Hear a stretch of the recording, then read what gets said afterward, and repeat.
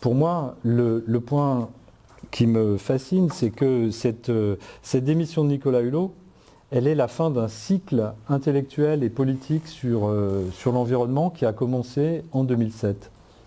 Ce cycle, c'est Nicolas Hulot lui-même qui en était déjà le porte-parole et même l'initiateur.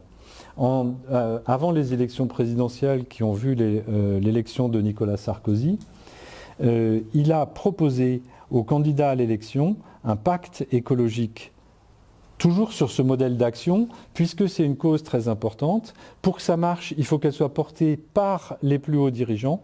Et donc on va essayer d'obtenir des plus hauts dirigeants qui s'engagent directement à prendre en charge cette cause écologique. Donc c'était bien le modèle d'action qu'on a entendu là dans la bouche de Nicolas Hulot.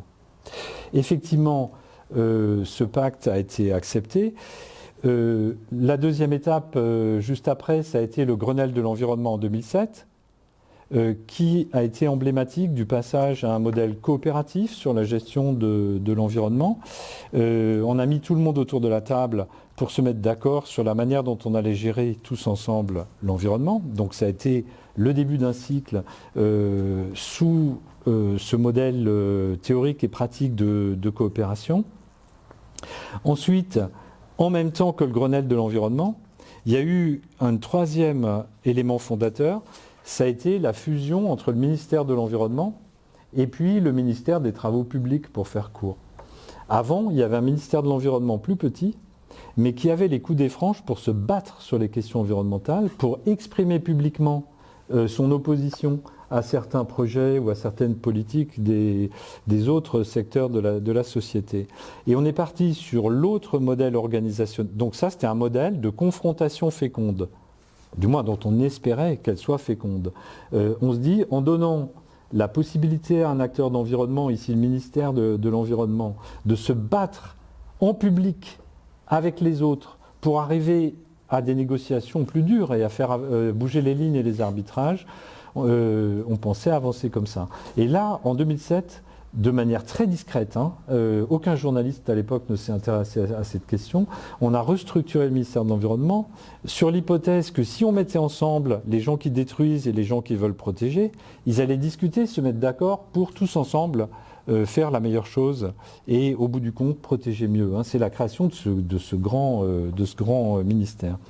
Et donc, de mon point de vue, cette politique-là, elle a été la matrice de la politique qui a été conduite par Nicolas Sarkozy. Elle a été poursuivie sous la présidence de François Hollande. Et c'est encore cette politique qui a été poursuivie puisqu'on a pris comme ministre celui-là même qui avait posé les bases de ce modèle d'action, à savoir Nicolas Hulot. Alors ne me faites pas dire ce que je n'ai pas dit. Je ne dis pas que ce modèle politique n'a eu aucun fruit, à savoir qu'il y a pas mal de choses qui ont été faites dans ce cadre-là. Mais je pense qu'on peut partager avec lui le constat.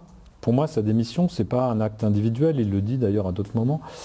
C'est le constat qu'à un moment donné, dans les conditions telles qu'elles sont, ce modèle d'action a atteint ses limites. Et donc, puisqu'il a atteint ses limites, on entre dans un nouveau cycle politique et intellectuel.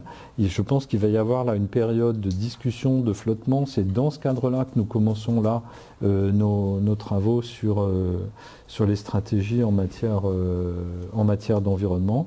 Et au terme de ça, il faudra qu'on ait renouvelé les idées. Et il faudra qu'on envisage d'autres modes d'organisation.